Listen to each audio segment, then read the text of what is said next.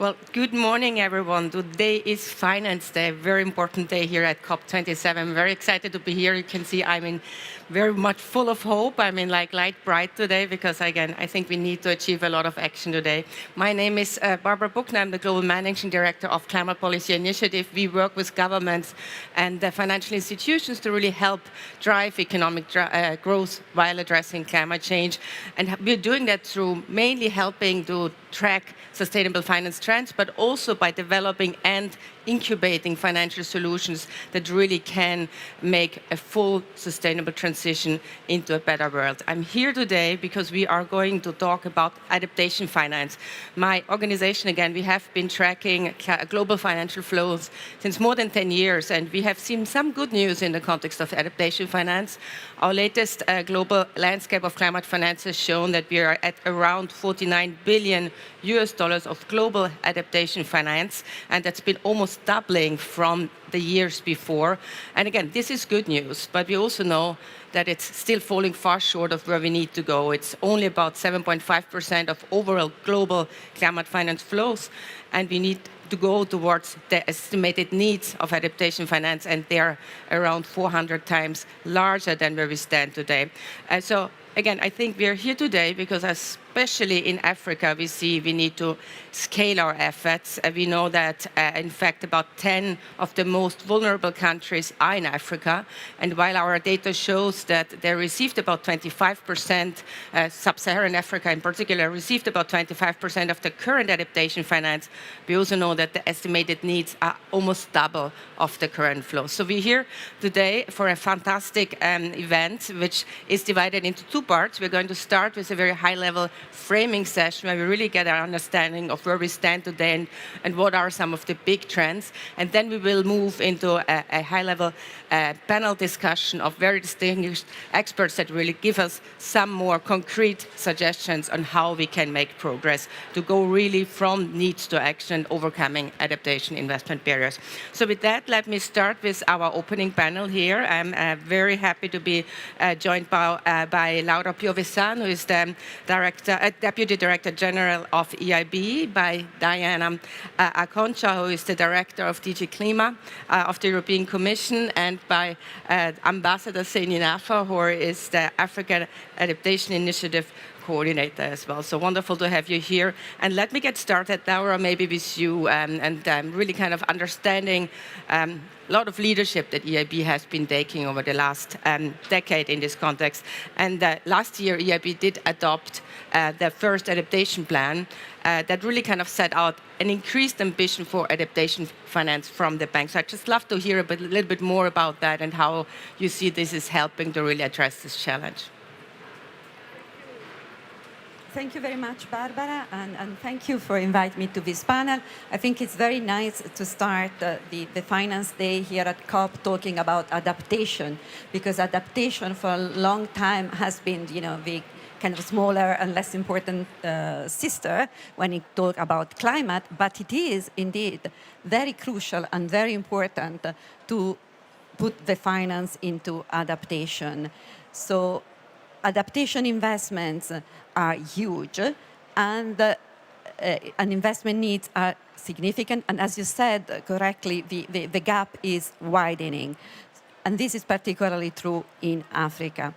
So we know that there are pervasive market failures which are holding back investments in adaptation, especially in the least developed countries. And what is important when supporting this investment is, of course, the level of finance available, but also the type of finance available. Because in order to unblock and make possible investments in adaptation and finance investment in adaptation, it is also very important to put in place concessional finance to de-risk investments, to catalyze the private sector and leverage further investments in adaptation. This is particularly important when we're looking at supporting innovation in adaptation and developing new adaptation solutions that enable a more resilient economy. So I spoke about the level of finance, I spoke about the type of finance that we need, but of course, beyond finance and beyond the access to finance, there are other investment barriers that need to be overcome. And let me just mention one that we see as extremely critical at EIB, and where we think we can support working with in partnership, and it's the access to data. Because we working on adaptation finance, what we realized is that it is often the lack of awareness and the lack of robust data that hinders the investments in, towards the future, making our economy more resilient for the future. So MDBs like the EIB have a role to play, not only providing the finance, but also working on advising and supporting on accessing this data and using this data for the planning, the long-term strategy of investments. So this is very important, and is something we are working in partnership with Copernicus. So but you spoke about the commitment of the bank that we took at COP26. We committed to promote a faster and more systemic adaptation worldwide. This is the COP of implementation, and it's also the COP of Africa. So what I want to talk about today is 3 points where we, to showcase how we are doing that in practice, how we are implementing our commitment of COP26. So we have committed, first of all, to a 3-fold increase in our level of adaptation in finance in the next few years. And in order to do that, as I mentioned, we do need to take on more risks. Typically, we finance up to 50% of investment cost of a project, but given the pervasive market failure I spoke about earlier, we see that in certain countries, the most vulnerable countries, it is important to increase this level of finance up to 100% in order really to make these investments happen. For example, we have just done that for water supply infrastructure in Sao Tome. Second, we want to promote a climate data revolution, bringing robust information to our projects and making it available to our clients in a way that can be used to make good investment decisions. To achieve this, we are working closely with some of the centers of excellence in the world. And for example, I mentioned before, Copernicus Climate Change Services. This has the potential for making high-resolution climate data available to our clients all over the world, including in Africa. We are also strengthening, to do that, our advisory services on adaptation to support the clients in building their own capacity to address the impacts of climate change. And for this, we are exploring ways of creating a dedicated adaptation platform for Africa, of course, talking with our main partners at the Commission. And my third point is we want to increase our support in the most vulnerable regions of the world. And as I mentioned, partnerships are crucial to trigger this, and we are working on this with the African Development Bank and the Global Center on Adaptation under the Africa Adaptation Acceleration Program to bring finance and adaptation solutions in Africa. And we will continue, of course, to work with our MDB partners to improve our understanding of what adaptation activities are, because it's, of course, important to have a common language, a common methodology to track and report on adaptation, because what gets measured gets done. So finally, let me just conclude by mentioning EIB Global. As you mentioned, Barbara, we have a new specialized branch of the EIB. This will really help us focus our effort on development finance and on adaptation investments in the context, of course, of a Team Europe approach. So we believe that this free action that I mentioned will enable the bank to continue to offer a comprehensive package of support, financing, advisory, grants to specifically adaptation, and in particular for adaptation in Africa. And this is, as I said, thank you to our broad partnership. Thank you, Barbara. Wonderful. Thank you so much. Thank you so much, Laura. I think you really laid out a very impressive set of actions, and I think addressed very many of the barriers that we also see in the market, certainly the risk barrier, increasing concessional capital, I think is of fundamental importance in the context, particularly of adaptation. But I think also the data point, the common language, I think we need to really make sure that there's the right data to inform decisions and also to build the capacity on the ground. So fantastic partnership. Well, let me come to you, Diana, now and just hear a little bit from your perspective, from the European Union perspective, really what is happening in this context, and also possibly some maybe like action on the ground that we heard also from Laura. Thank you very much, Barbara. Good morning, everyone, and I would already like to thank the EIB for her intervention. Mine is going to be a bit more perhaps general and perhaps giving a more a broader perspective on how we see the adaptation in the European Union. And I would like to say from the start of my intervention that when I talk about the EU and our investment in adaptation, I'm always talking about Team Europe, that is the European Union together with the member states and with the development banks, of which, of course, the EIB is a fundamental partner in our journey. So I'm represent the Commission, but I'm talking for now here from a broader perspective. And first of all, I would like to highlight, when we talk about adaptation, we talk about a lot of different things, but I think that all the parties and the stakeholders involved in this conversation agree on 2 points. One is the magnitude of the challenge and of the intervention that are needed across multiple policy areas, which is what makes adaptation so complex to tackle.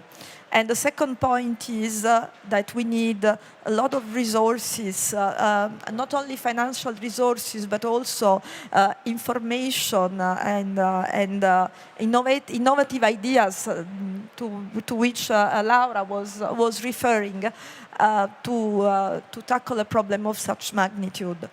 I think today we will come out, I hope, with some of these ideas, but I think this is just a small piece of a conversation that will continue for after this COP for the months and years to come. I would like to focus on 3 main points, and the first one is what the EU is doing internally on adaptation, that I think shows how difficult it is for everybody, and sometimes perhaps from Africa or other developing countries, you may look at the EU as having a lot of resources and being, we're a rich country, rich region, we can do everything. But the path towards acting on adaptation has not been easy in the EU either. It's been quite long. It took some time to develop a supranational adaptation strategy. And now we are at the second iteration, and we can really appreciate that at national and local level, adaptation is becoming a priority, even if it's with differences in terms of investment, in terms of national budget share that is committed to it across our member states. There is no one-size-fits-all in adaptation. Adaptation is not a numeric goal, it's not a linear process, it's a complex combination of actions and policies at different levels. And again, in the EU being what we are, we have multiple levels at which we have to act, and this is what makes it complex, because we have the EU strategies, but then implementation is at the level of the member states, of the regions, of the cities, of the single communities, and it has to be implemented by different actors. So it is complex, but we are seeing now that it can be a priority if there is political will and if there is support. So what I can say is that the experience in the EU may serve as an example for other countries that embark in ambitious adaptation strategies, and this may be perhaps one of the points that can be developed a bit today and then from now on as well. The second point is the engagement of the European Union on adaptation in our international action.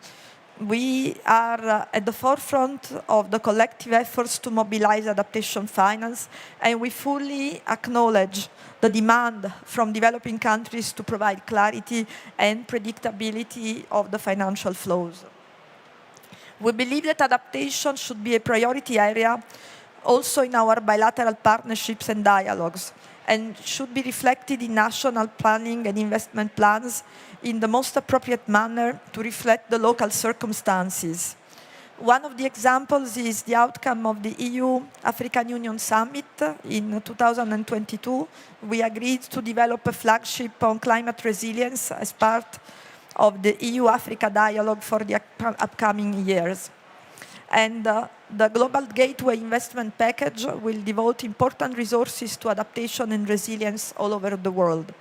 And on this, you can expect some follow-up at this COP. There will be a high-level event on 16 November at ministerial level here in these premises. But I cannot tell you much more at this stage, but stay tuned because you will see a big example of the EU commitment in supporting adaptation.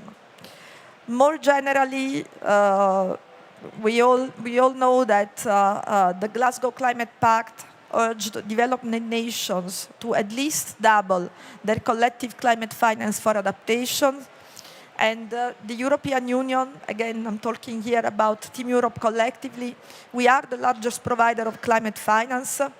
We maintained our record level achieved in 2020 of around 23 billion euros in 2021, with a contribution that increased steeply, but also of this amount, more than 54% was dedicated to either climate adaptation or cross-cutting action involving both climate change mitigation and adaptation. So the European Union, I think, is getting there in terms of prioritizing adaptation in our climate finance.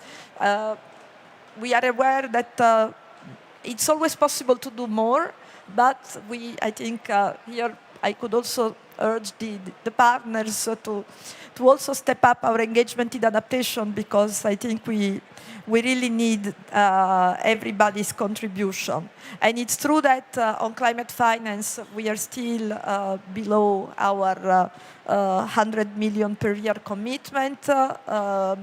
You know that there is optimism that this is going to be perhaps even overachieved in 2024 and 2025, and we hope we will be met in 2023.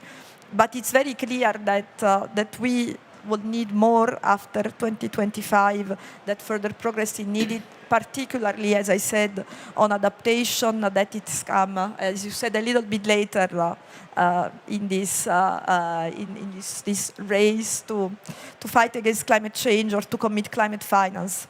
One brief last point. Before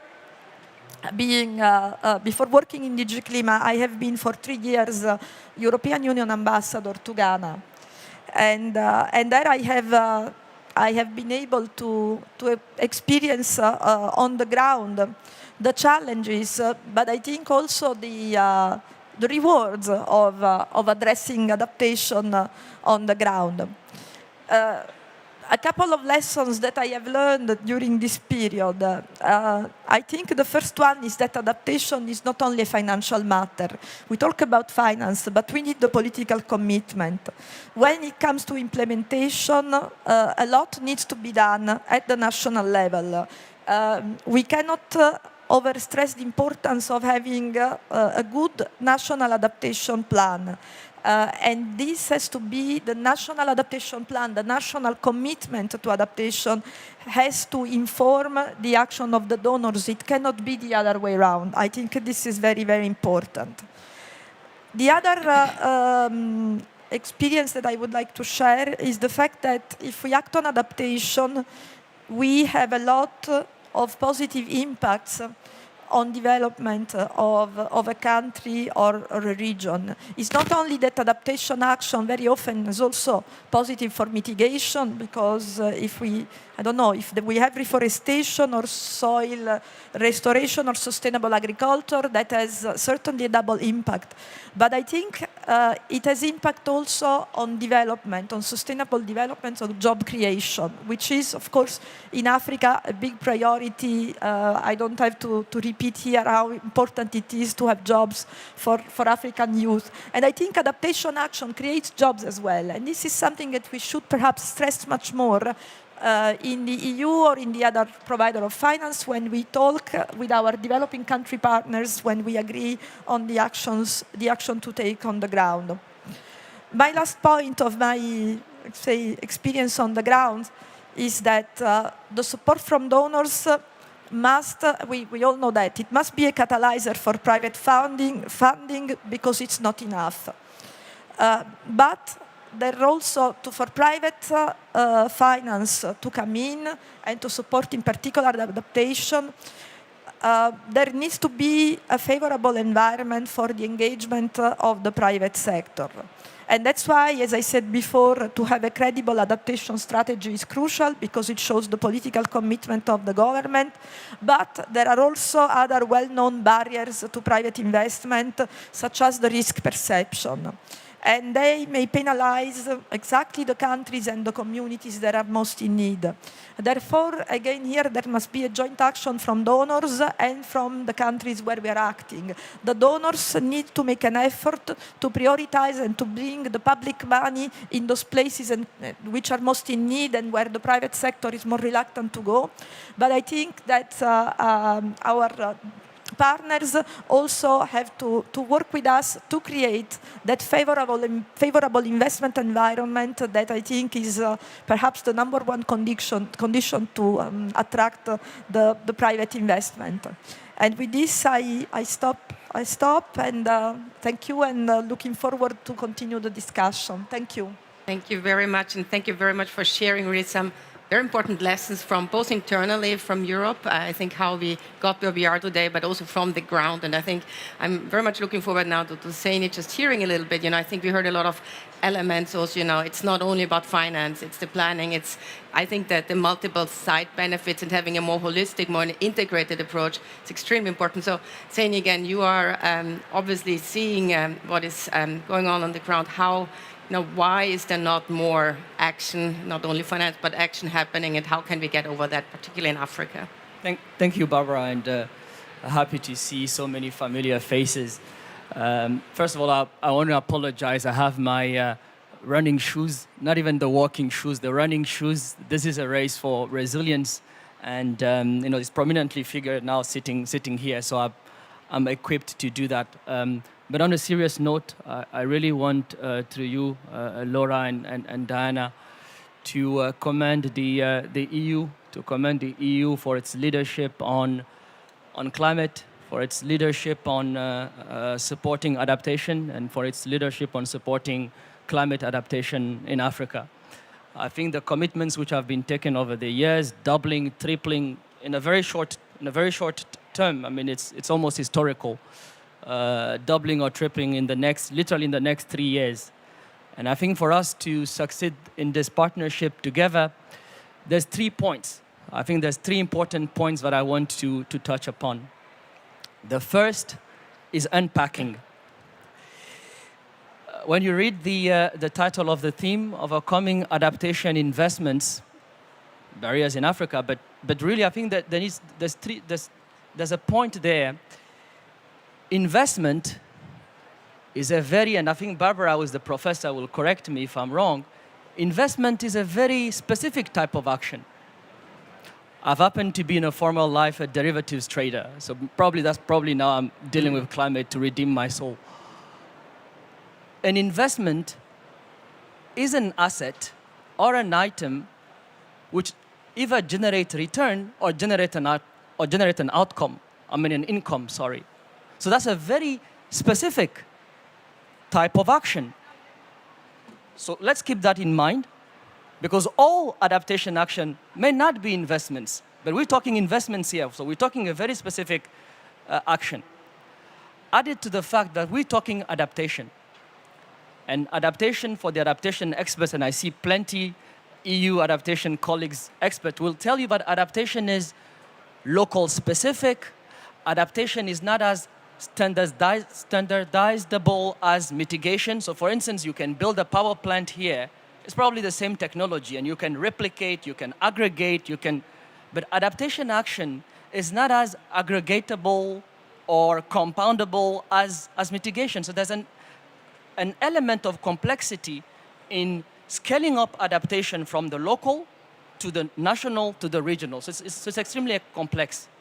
So if you want to then create adaptation project, adaptation program, adaptation asset class, it's going to be a lot more difficult. You need to be doing a lot more granular work that you'll do when you are in mitigation, especially if you're dealing with energy, or if you're dealing in mobility, or even if you're dealing with hydrogen. So that element of complexity, I think in terms of unpacking, this is extremely important that we unpack those words and we understand then the work which is required to be able to achieve that. And this is important, and I'll finish there on that first point, because I have the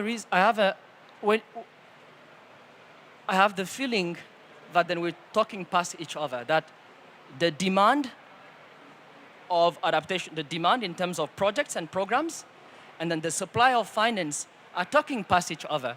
What have we heard in the last 10 years from demand? Meaning those countries and stakeholders who are coming up with adaptation projects. They'll tell you, but we have projects, we have pipeline, where's the money? Then you talk to your colleagues in private equity, in hedge funds, in EIB, so MDBs, in multilateral development bank. I'm meeting the head of the IDFC in a few, and others, and they'll tell you, but we have plenty of money. We don't understand, there's no bankable pipeline. So it seems that we're talking past each other. Why? Where is the market failure? To me, the market failure is that there's not a market maker, and I'll get to that, but we're talking past each other. So that's why it's extremely important that we unpack adaptation and so I have 2 minutes. 1 minute? Okay, so I'll do that very quickly. So to address that, you need a market maker which does two things now. On the demand side, you need to be structuring your project and your program. How do you do that? There's two ways. You build capacity, but not just capacity, you build capacity around the continuum of science, policy, and action. Those who are involved, Diana talked about planning. In many cases, those who are involved in planning just prepare the plans, the NAPS plan, and they stop there. They don't translate those plans into investment plans. And there are others in the Ministry of Economy Planning who translate it into plans, investment plans. And then they need to be like climate investment bankers who then take those plans and translate them into project and preparation. So you need project preparation. You need a comprehensive, as I said, a comprehensive capacity building work across that continuum. And at the same time, you need to be working now on the supply side. You need to be thinking, okay, what are the kind of funds you're going to develop to look at the different type of instruments? You need an ecosystemic approach. And this is exactly what we at the Africa Adaptation Initiative were doing. A month ago, we launched the largest climate readiness program in the world with the GCF, with 23 African countries, around the nexus of adaptation, water, and energy for adaptation across the continuum. So we're starting from both modeling, climate modeling. How do you integrate climate modeling into national development planning processes? How do you change your NAPS into an investment plan? How do you then change that into project and programs? And how do you bring financial engineering to look at the different type of financial instruments in implementing that?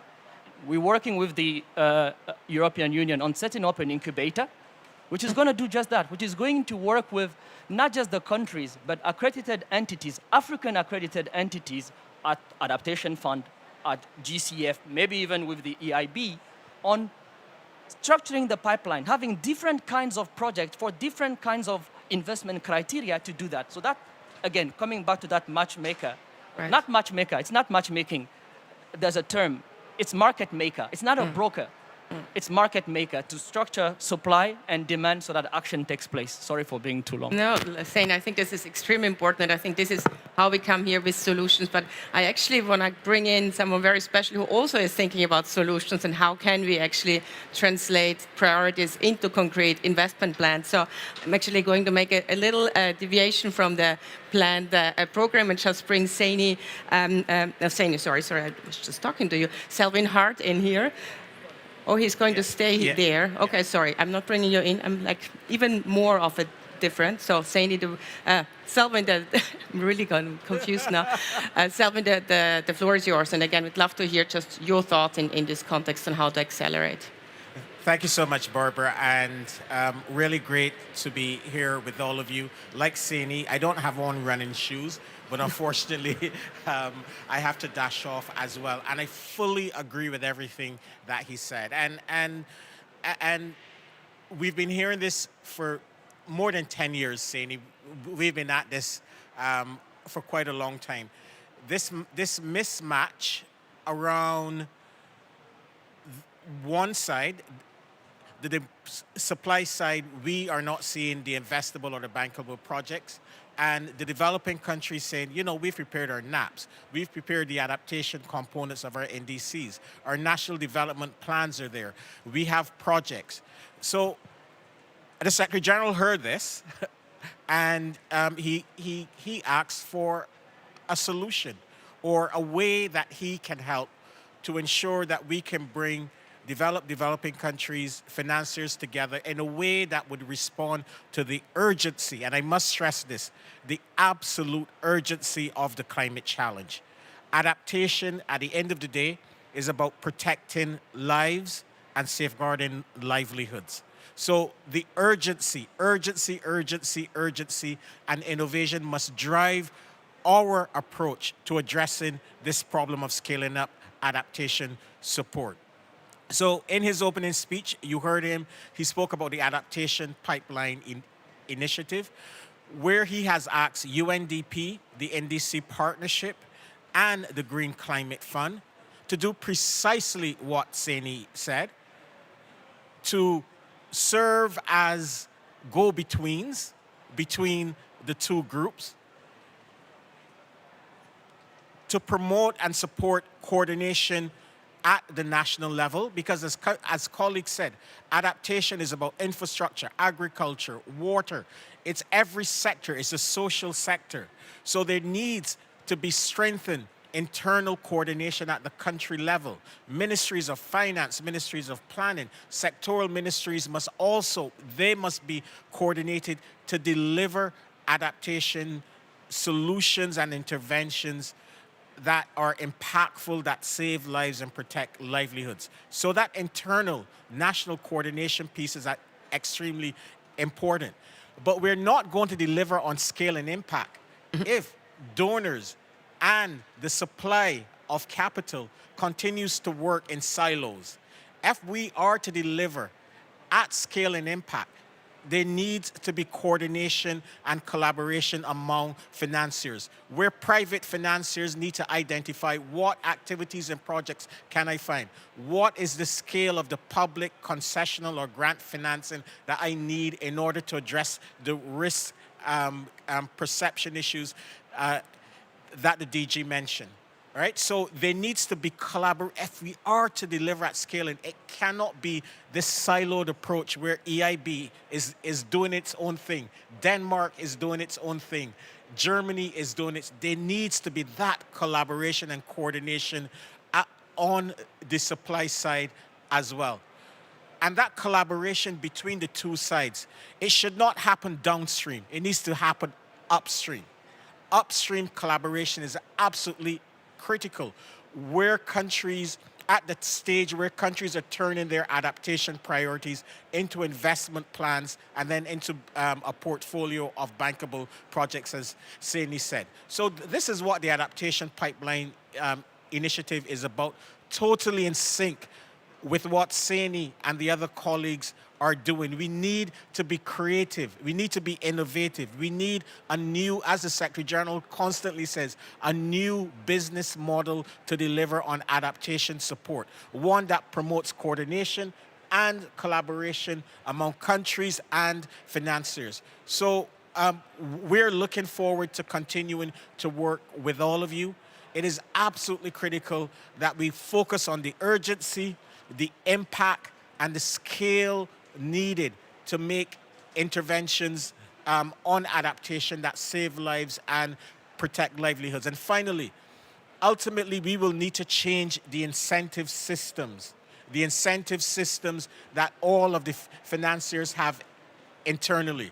Adaptation interventions, they're difficult. As Sani said, it requires data, and everyone says data, information, lots of hand-holding. You know, I sat on the board of one of the large regional development banks. In terms of a project mitigation versus an adaptation project, probably takes the transaction costs on the adaptation side are much higher. The time of from project formulation to board approval is much longer. You cannot have an incentive system that simply rewards getting finance through the door as quickly as possible. So the internal incentive systems must be reformed and changed so that priority is placed on adaptation interventions. So kudos to colleagues on the European side. Your leadership will be absolutely critical. We're running out of time, but I believe with some of the innovative ideas and solutions and some of the colleagues that I see here, we can get this job done. Thank you. Fantastic. Thank you so much, Selvin. And I think you really kind of, brought it all together and in a way kind of just showed what needs to happen, this new business model. And I do apologize, we obviously are running long on the opening session, but I think this was exactly what was needed. I think how can you really think outside of the box to come up with concrete solutions? And I'm actually excited. This is the implementation COP, and we've heard about a number of real solutions here. So thank you, all of you, and let us move into our next segment for a very intense discussion around our experts. Thank you so much.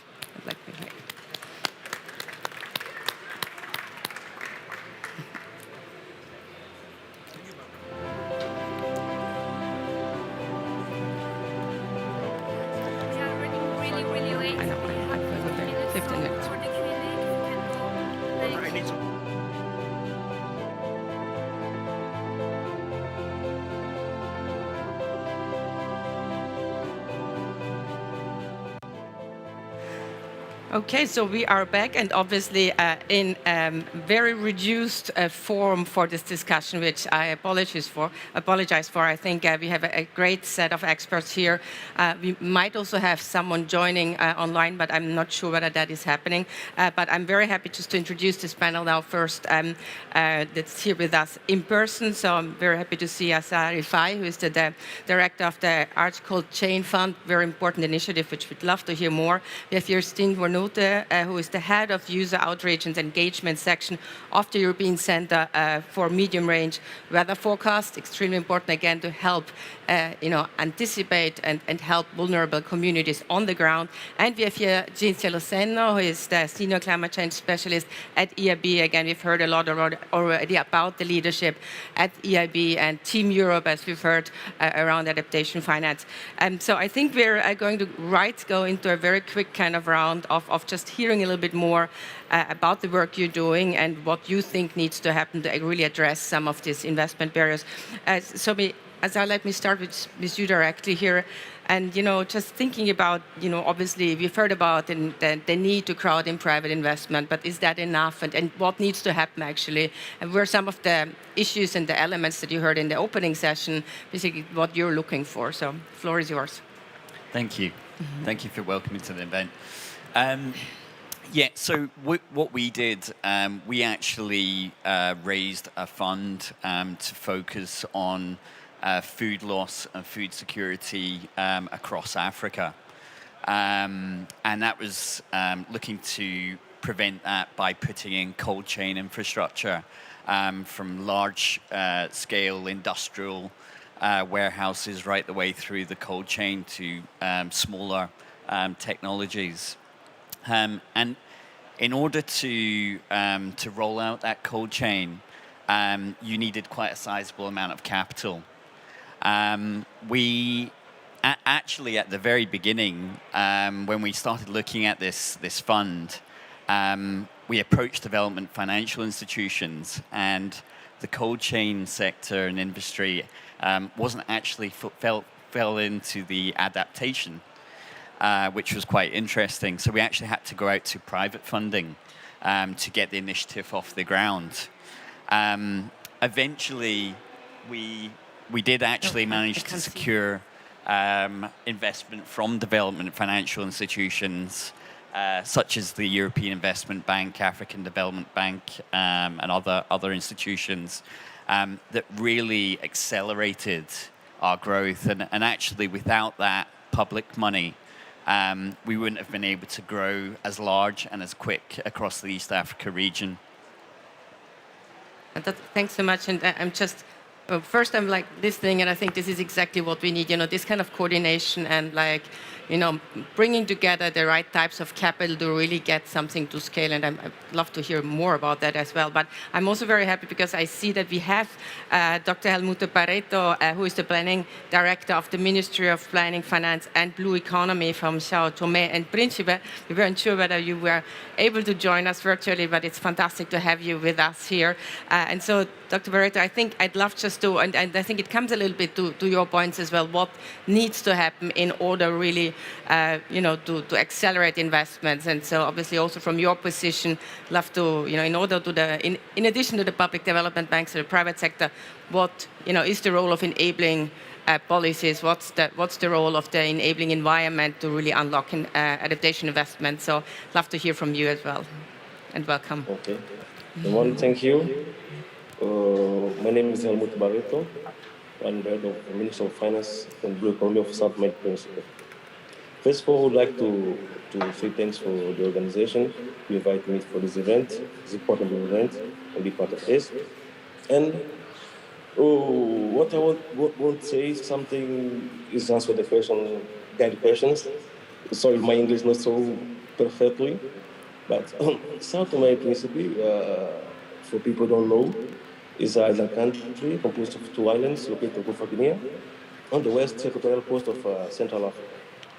So we are literally in the center of the world, as our countries are sole one, approaching the equatorial being closest of Greenwich Meridian making. So answering the first questions, I can say then is effectively climate adaptation requires on enabling environment one that grants to the poor the right resource and the assets they need to sustain and benefit from ecosystem, governments and markets. We know that development experience provides important lessons for fostering such enabling environments, include the principle of good governments and provide the rural poor with the control of ecosystem. And we depend for that. Adaptation is, of course, a priority for Africa, for at least developing country, of course, while efforts of achieve the goals of outlined of Agenda 2023 for development, sustainable development, and Paris Agreement could drive positive change for nearly a decade of economic growth across Africa. Climate change, threatening to derail the gains, given the temperatures in Africa are set to rising faster than global average during the 21st century. It's time to mainstream, scale it up, and accelerate sport to climate change adaptation across the continent. And South Main Principe, we have our adaptation plan. We do effort with our partners to implement this plan. But so I can say it's so hard to do by yourself. So our South Main is like seeds, seeds we are most available to the impact of climate change. And just government with partners to invest in the climate change, not enough. We have to build an approach to to bring the private sector to help us to invest in adaptation. But of course, we do private sector. We just put their money, or say the investment, in the things they can have a benefit. So we have to build some new approach to bring them.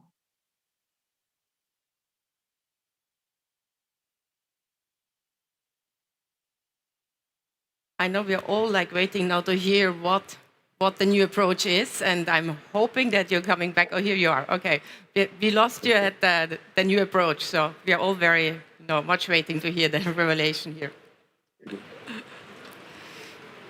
So, can you hear me? Yes, we can hear you now. Yes, I was saying that we must share informations, share experience, because together we can be strong. And climate change is a global problem, and all of us are facing. In Africa, in my opinion, I think there is a priority. It's a prioritizing adaptation investments. But I would say it's not enough being financed by the government and the partners. Right. I think we have to see the way how we can build this new approach to bring the private sector to help us to implementing our adaptation plans. Thank you. Thank you so much. And again, I think both the points you made around the importance of a plan, which was heard already before, and like I think also throughout the discussion here, but then also really this sharing information and sharing, making sure that you have, I guess, also the right data. That brings me really to you, Steen, and like, I think we've heard it again throughout the whole panel. We've certainly a topic very close to my heart. How can we have better data? How can we bring the data to decision makers? How can we improve the quality of data on the ground? So obviously no one better than you to share more information on that. Thank you, Barbara. Can you hear me? Okay. So indeed, if we talk about data, often it's not seen as something very sexy. On one side, we have the money, investments, on the other side, the data. But data is really crucial.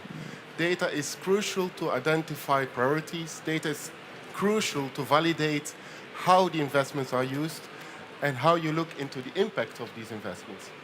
So we have seen that data has been very crucial to identify the problem. The IPCC report is all based on data, facts. But now we also need data to action. So actionable data is really crucial to find solutions for adaptation. And there are different things which I would like to mention. The first thing is that at EU level, we have Copernicus. Copernicus is an Earth observation program. With Copernicus, we are steadily building a truly global system to provide this type of data. Data about the past, which we call reanalysis, and this is really important to see how the trends evolved over time and how it will look into the future. So you start with the past. We have data about seasonal forecast, and even though the uncertainty margins are quite large in some areas, it's still very useful for certain decision makers. And then, of course, we have the projections, different scenario runs, which are very crucial. So Copernicus is there, and this data is provided in one unique way, which gives access to anyone who wants to use it. It's free, it's open, and it's operational.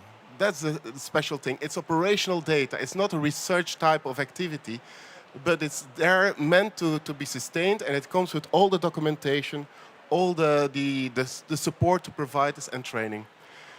But Copernicus and any other source of information is only as strong as the information which goes into it.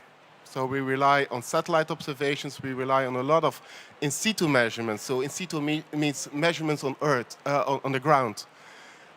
And there's still a lot of investment needed, especially in Africa. So WMO has initiated the SOF, is a systematic observation funding facility, to pay for this type of observations in Africa, well, at least for the least developed and the small island states. And with this, there is an investment. So African countries can keep on improving the observations. And ECMDF is one of the partners which supports this, and there will be talks this evening and tomorrow which elaborates on this. Second, it's not only about the data. What's crucial is to acknowledge the full data value chain. So there are many different players to make sure that this data is actionable. Like what I said in the beginning, we need to go to actionable data. To recognize this data value chain, as Copernicus, we play a role. We play a role up to a certain level. And then it's for other partners to pick up the line and to do something with this, to combine it with other data sources, to translate it into local needs. And there we need to find partnerships. We have the partnership with the European Investment Bank to see where the priorities are. So we heard it during the introduction. But we also need to link more and better and continue to do this to link with the regional climate centers. Right. So in Africa, you have several regional climate centers, and they can really play as a catalyst towards the national meteorological services in Africa to enable the uptake of this Copernicus data and other weather data, for example. To do this, we need to go into capacity building. We need to continue to do this train-the-trainer type of events. We need to work together with specialists on the ground and this type of things. So I think in a nutshell, these are very important things. And right. if we are able to do this, we can really make sure that we can have sector-specific solutions for water, for food security, like you mentioned, and for many others. Great. Thank you so much, Tin. And apologies that we don't have more time, but I'm obviously now wanting to hear from Cinzia how you are going to help us address all the issues and barriers that we've heard from the other panelists here. And then we are hopefully having time for a very quick kind of 10-second per person, like speed round at the end. But Cinzia, over to you. Thank you. Is it that we have 1 minute and 30 seconds? Okay, so I think I can only say very few words. But that's okay, because as a bank, our role is to listen, is to listen to what recipients need and what they ask us to provide. And we heard several calls this morning from African leaders. We heard what the plans is for the team in Europe in terms of meeting these needs. And if I can sum it up in a few words, Barbara, I would say a bank like the European Investment Bank, but in general multilateral development banks, need to really provide high-quality finance. Finance per se isn't enough anymore. It just doesn't cut it. It has to be high quality. It's finance that has several different structuring, so highly concessional finance when possible. It's finance that is informed by climate data and robust information. Is finance that is packaged in a form that can be used as advisory, and support the capacity of the recipient, and is finance that is really targeted to specific actions.